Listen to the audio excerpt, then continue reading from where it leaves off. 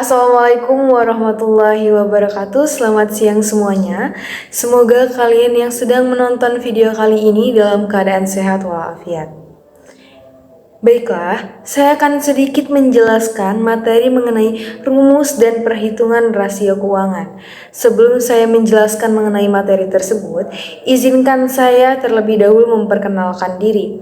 Perkenalkan, nama saya Indriani dari kelas manajemen 22B dengan NPM 22411165. Baiklah, yang pertama akan kita bahas ialah mengenai rasio solvabilitas. Jadi, rasio solvabilitas ini digunakan untuk mengetahui efektivitas perusahaan dalam menggunakan aktiva atau kekayaannya. Adapun cara menganalisis rasio keuangan dengan jenis ini sebagai berikut, yaitu A. Rasio utang. Cara menghitung rasio utang yaitu membagi jumlah utang dengan jumlah aktiva perusahaan atau bisnis. Perhitungan ini dapat memberikan informasi tentang besarnya aktiva suatu perusahaan atau bisnis untuk melihat seberapa besar jumlah aktiva yang dibiayai oleh utang. Semakin sederhana persentasenya, maka semakin baik. Berikut adalah rumusnya, yaitu rasio utang sama dengan jumlah utang dikali jumlah aktiva dikali 100. Yang kedua ialah rasio likuiditas. Jadi, rasio likuiditas ini ialah jenis perhitungan yang digunakan untuk melihat kemampuan likuiditas suatu perusahaan. Perhitungannya memperhatikan aktiva lancar dan utang lancar yang dimiliki. Berikut adalah beberapa jenis rasio likuiditas. Yang pertama ialah rasio lancar. Perhitungan rasio lancar yaitu membagi aktiva lancar dengan utang lancar. Persentase hasilnya dapat memberikan informasi tentang kemampuan perusahaan membayar kewajiban lancar dalam jangka waktu yang pendek. Berikut cara menganalisis rasio keuangan pada jenis ini. Jadi, rasio lancar sama dengan aktiva lancar dibagi utang lancar dikali 100%. Selanjutnya ialah rasio kas. Cara menghitung rasio kas pada jenis ini yaitu menjumlahkan kas dan aktiva yang setara kas lalu membagi hasilnya dengan utang lancar. Jika hasil mendekati 100%, maka akan semakin baik perusahaan atau bisnis. Berikut rumus perhitungannya. Rasio kas sama dengan kas ditambah aktiva setara kas dibagi utang lancar dikali 100%. Selanjutnya ialah rasio cepat. Jadi rasio cepat adalah hasil selisih aktiva lancar dengan persediaan yang kemudian dibagi utang lancar. Persentasenya dapat menunjukkan kesehatan keuangan suatu perusahaan atau bisnis. Semakin mendekati 100%, maka semakin baik. Berikut adalah cara menghitung rasio keuangan pada jenis ini, yaitu rasio cepat sama dengan aktiva lancar dikurang persediaan dibagi utang lancar dikali 100%. Yang ketiga, kita akan membahas mengenai rasio aktivitas.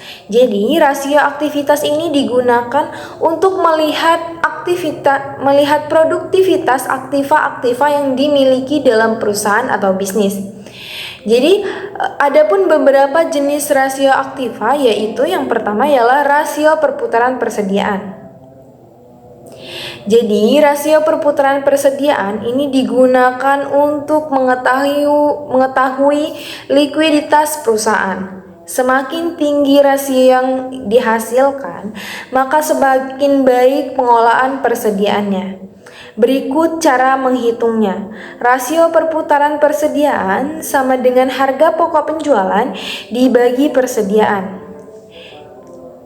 B. Rasio perputaran piutangnya. Rasio perputaran piutang digunakan untuk mengetahui besar piutang perusahaan atau bisnis. Semakin besar perputaran piutangnya, maka semakin baik bagi keuangan perusahaan. Berikut adalah cara menganalisis rasio keuangan pada jenis ini.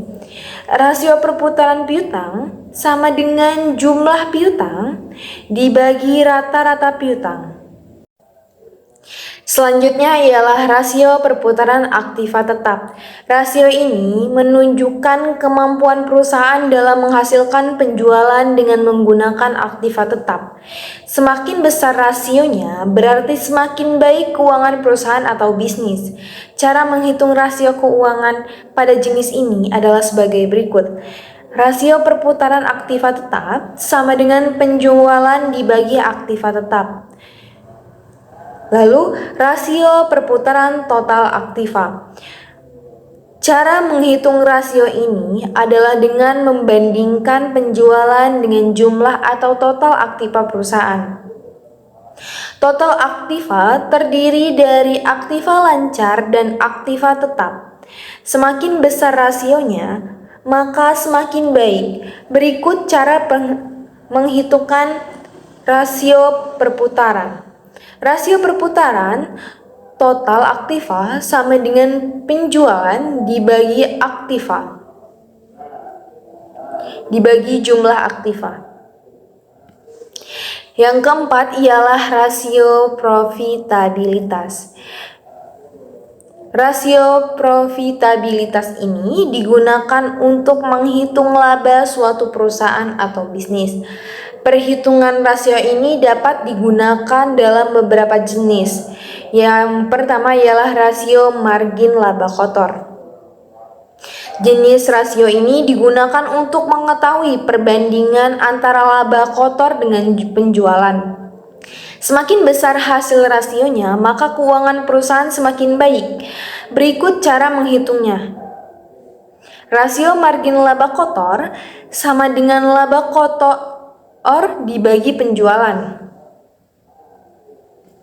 B. Rasio margin laba bersih. Rasio jenis ini digunakan untuk melihat kemampuan suatu perusahaan atau bisnis dalam menghasilkan laba setelah dikurangi semua biaya. Berikut adalah cara perhitungannya. Rasio margin laba bersih sama dengan laba bersih yang sudah dipotong pajak dibagi penjualan. C. Rasio margin laba operasi. Rasio ini digunakan untuk menghitung laba yang dihasilkan yang sebelumnya terkena pajak dan bunga. Berikut cara menghitungnya. Rasio margin laba operasi sama dengan laba sebelum pajak dan bunga dibagi penjualan. D. Return on investment atau ROI. ROI adalah rasio yang dimanfaatkan untuk mengetahui kemampuan perusahaan dalam menghasilkan laba terhadap total investasi. Cara perhitungannya seperti di bawah ini. Rasio ROI sama dengan laba setelah dipotong pajak dibagi investasi. E. Return on asset atau ROA. ROA adalah rasio yang berisi informasi tentang besarnya aset perusahaan untuk menghasilkan keuntungan. Cara menghitung rasio keuangan dengan jenis ini adalah sebagai berikut. Rasio ROA sama dengan laba sebelum pajak dan bunga dibagi jumlah aset. Baiklah, mungkin itu saja materi yang saya sampaikan. Sebelum saya menutup video kali ini, saya akan memberikan sedikit pantun. Hari panas sawah membelah, hutan rimba di Malaysia. Maafkan kalau ada salah, namanya juga manusia. Pergi ke pasar beli biji belasi. Tidak lupa juga membeli buah pepaya. Saya tutup dengan ucapan terima kasih. Kalau terima jadi itu teman saya. Wassalamualaikum warahmatullahi wabarakatuh.